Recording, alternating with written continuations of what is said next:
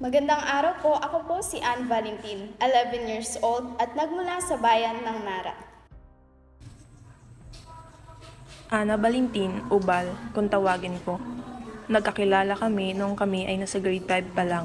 At simula noon ay tila hindi na kami mapaghiwalay pa. She was a very sweet girl, mabait, masayahin, makulit, at higit sa lahat, she was a... Uy, pangit! Uy, pangit. Ginagawa mo.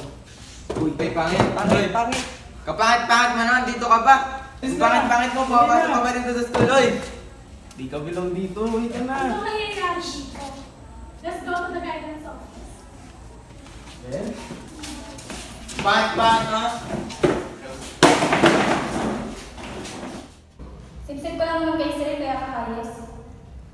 Sip-sip na nga. Pangit.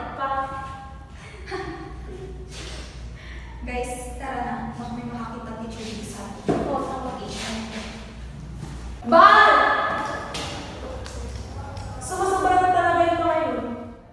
V, sorry ha. Bal, ba't ka naman nagsasorry? Kasi lagi mo na lang nakikitang ganito. Laging mahina, laging inakit. Bal, ba't ka naman nagsasorry? Eh wala ka namang kasalanan. At hindi mo naman kasalanan maging mahina. Hindi mo rin naman kasalanan lagi kang inapi. Kung tutuusin, ang lakas mo pa nga eh. Na kaya mong aminin na mahina ka. Na kailangan mo ng tulong. Samantalang yung iba, kahit hinang-hina na, di pa rin kayang aminin. Kaya ayun, walang nakakapansin. Walang tumutulong.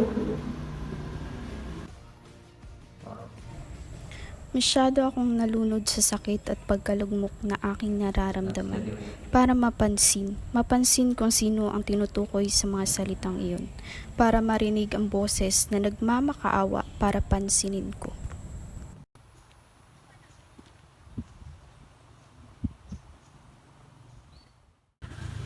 Uy Mars, di ba anak mo yun? Ang tangkada. Bakit hindi mo isali sa mga pageant? Naku, sa mukha niyang yan, baka audition pa lang, ligwak na siya. May point ka dyan. V, ano na to? 19 over 20? Isa na lang nagkamali ka pa? Pa, ginawa ko naman yung best ko. Eh ginawa mo naman pala yung best mo, o di dapat perfecto, nasasaya na yung pagpapaaral namin sa'yo. Bobo! Pabigat ka lang sa pamilyang ito. Magpasalamat ka't binubuhay ka Kung pa pwede namin. nga lang matagal na kitang Ayusin mo nga pinamigay. Lampa. Walang kwenta. Ba't di ka Di na ka lang na lang mawala? mawala. Ba't hindi ka na lang mawala? Ba't di ka na lang mawala? She was sweet and always full of joy. Pero dahil sa pangungutya na natanggap niya, unti-unting nawala ang liwanag na dato'y bumabalot sa kanya. She was a very sweet girl, mabait, masayahin, makulit, at higit sa lahat, She was a hero and she saved me. She was my hero. But a hero could also need saving sometimes. And she was a hero I couldn't save. This is my and my friend Vien's story. And I wanted this to be a reminder to everyone here to be observant and be sensitive.